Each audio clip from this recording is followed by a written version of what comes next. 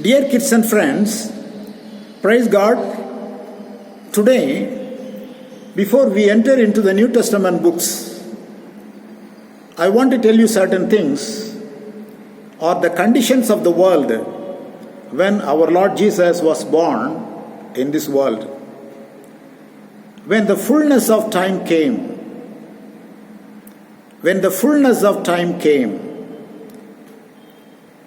in Genesis 3:15, when man sinned in the Garden of Eden and God sent him out from that garden, he sent him with a great promise that a day would come and the seed of the woman would come to deliver you from all your sins, and he will make the way to bring you into the presence of God. So this promise was given to Adam and Eve. This promise, then, it was reiterated to Abraham, and we read in Genesis 12th chapter, 3rd verse, that in your seed shall all the people of the earth will be blessed. And about that seed, not only to Abraham, but God promised the same. He reminded it to Isaac in Genesis 26:5. And after that, the same seed was reminded to Jacob in Genesis 28:14. So that seed would come and he would be born of a woman. That promise was given through all the books of the Old Testament. In all 39 books we hear about him, and no one book which has not mentioned about the coming Messiah. All the books mentioned about him. 2. Born of a virgin. Apostle Paul speaks about this virgin birth in Galatians 4th chapter, verses 4 and 5, he says that coming Messiah would be the seed of the woman. Virgin birth, not by a man, but by God, but through the descendant of Abraham, the Virgin Mary. 2, he would come at the fullness of time. That means the time when God has appointed for the Messiah to come on earth. 3, he was born under the law to deliver the Jewish people from the yoke of the law. And 4thly, not only to deliver the Jews, but to deliver all the Gentiles from their sins, and to give them the power to become children of God, or the adoption of sins, that we read in John's Gospel, verse 12 in the 1st chapter. So all these things are brought up in Galatians 4th chapter, verses 4 and 5. Then he was called the Savior of the world. That word was acknowledged by the Samaritans.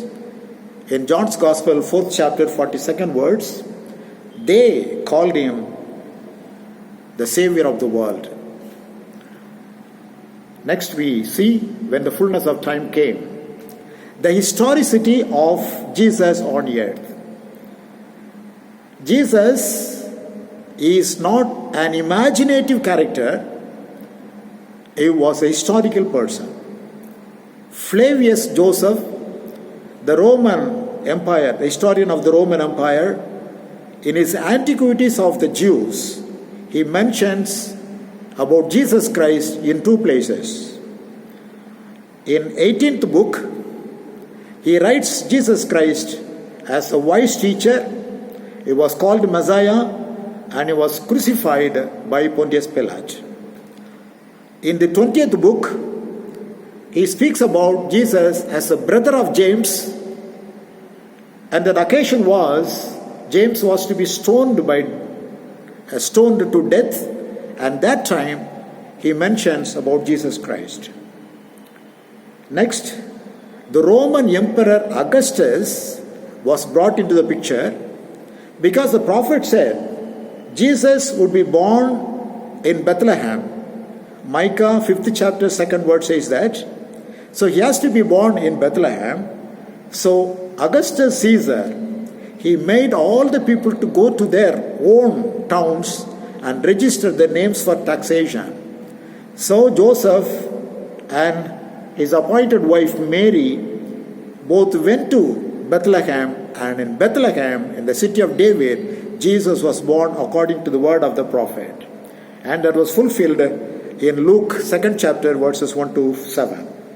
Then the political condition, when Jesus was born, the long heralded Christ came in the fullness of time, that the world had become a great extent closely linked or knit together by the spread of the Greek language.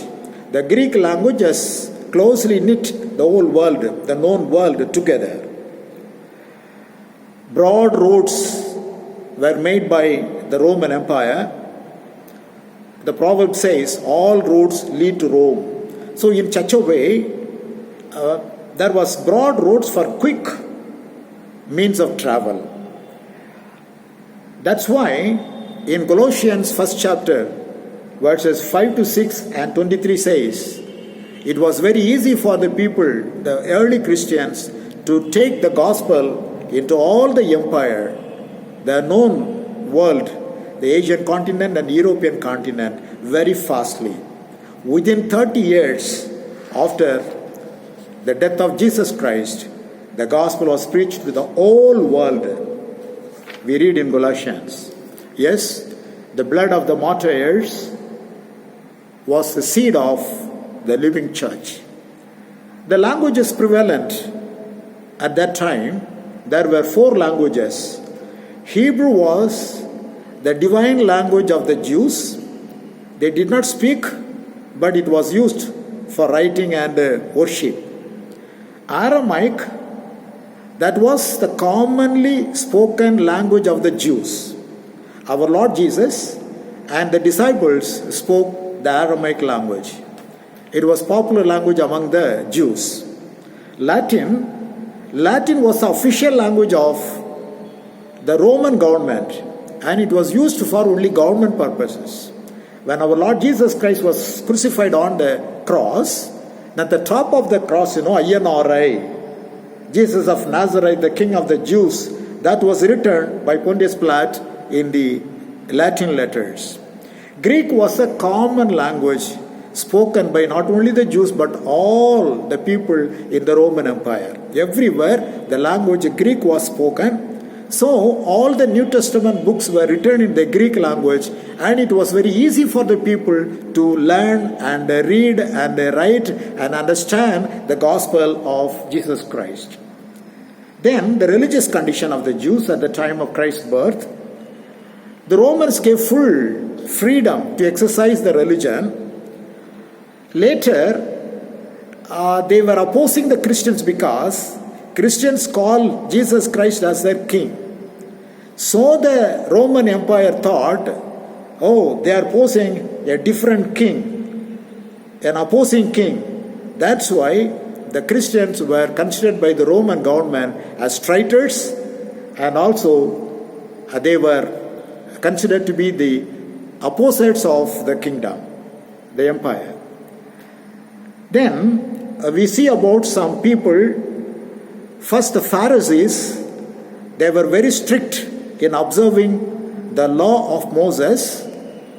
Outwardly they were observing, but inwardly they were the whitened sepulchre. Sadducees, most of the priests were from this group.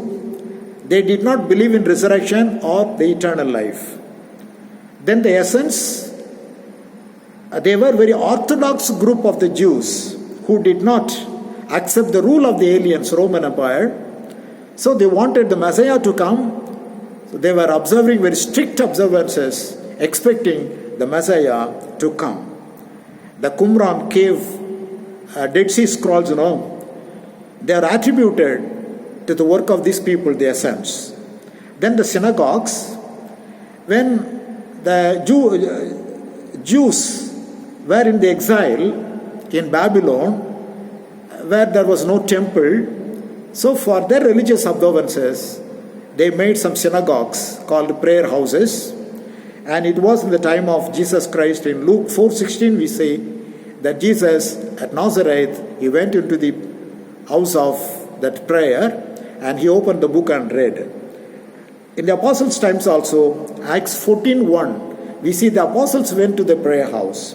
So the synagogues played a very important role in that time.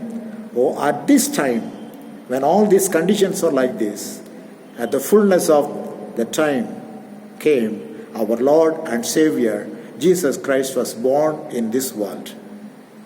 Our Heavenly Father, thank you very much for all our meditations, and we are now ready to enter into the books of the New Testament. Help us, Lord, and help us to go and understand your truth. We pray in the name of our Lord and Savior, Jesus Christ. Amen, amen, amen. God bless you. Thank you very much.